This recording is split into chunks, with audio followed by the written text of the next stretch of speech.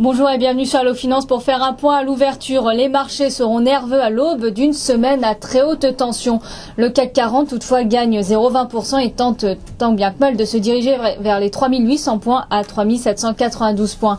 Un regain de tension sera toutefois perceptible sur les places boursières alors que débute aujourd'hui une semaine cruciale pour le dénouement du dossier grec. Le Parlement grec entame aujourd'hui l'examen du plan d'austérité et de privatisation, ô combien nécessaire au déblocage de l'aide accordée pour sauver le pays de la faillite. Certains députés ont brandi la menace de rejeter le plan, ravivant d'autant plus les craintes d'une contagion aux autres pays de la zone euro. Dans le même temps, le secteur bancaire fera également l'objet de toute l'attention alors que le Conseil des gouverneurs des banques centrales a adopté ce samedi un texte sur les exigences supplémentaires à appliquer aux banques systémiques. L'actualité macroéconomique sera très clairsemée en ce premier jour de la semaine.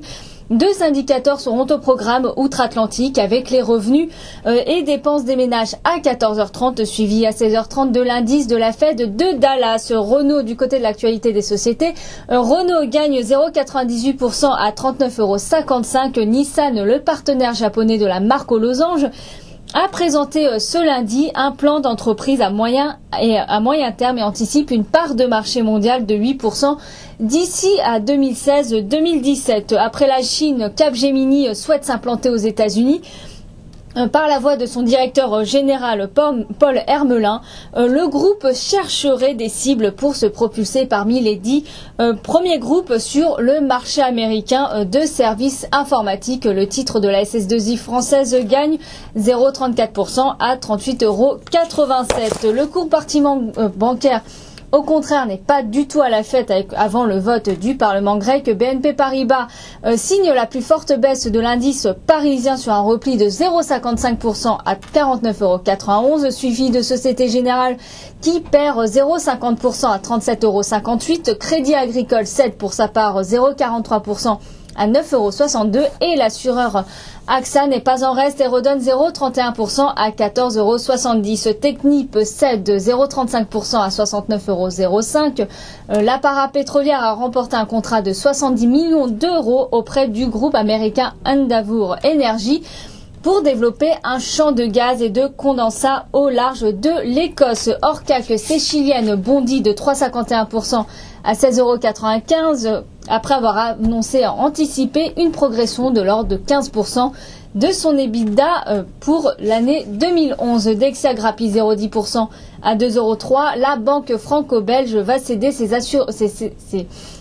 activités d'assurance vie en Turquie à l'américain MetLife pour 162 millions d'euros. RBS a dégradé Air France KLM d'achat, a conservé et a ramené son objectif de cours de 16 à 11,25 €. Le titre de la compagnie aérienne glisse de 0,39% à 10,13 €. Et puis le titre Poweo flambe de 20% à 4,85 €. Les deux groupes Transalpin, Eni et Enel lorgneraient sur le français Poweo, croit savoir le journal du dimanche de ce week-end. Et puis AXA Private Equity va prendre le contrôle à 12 € par action du groupe Outre-mer Télécom. Sur le marché d'échange, l'euro est en mauvaise posture avant le vote du Parlement grec qui se négocie à 1,4134 face au billet vert.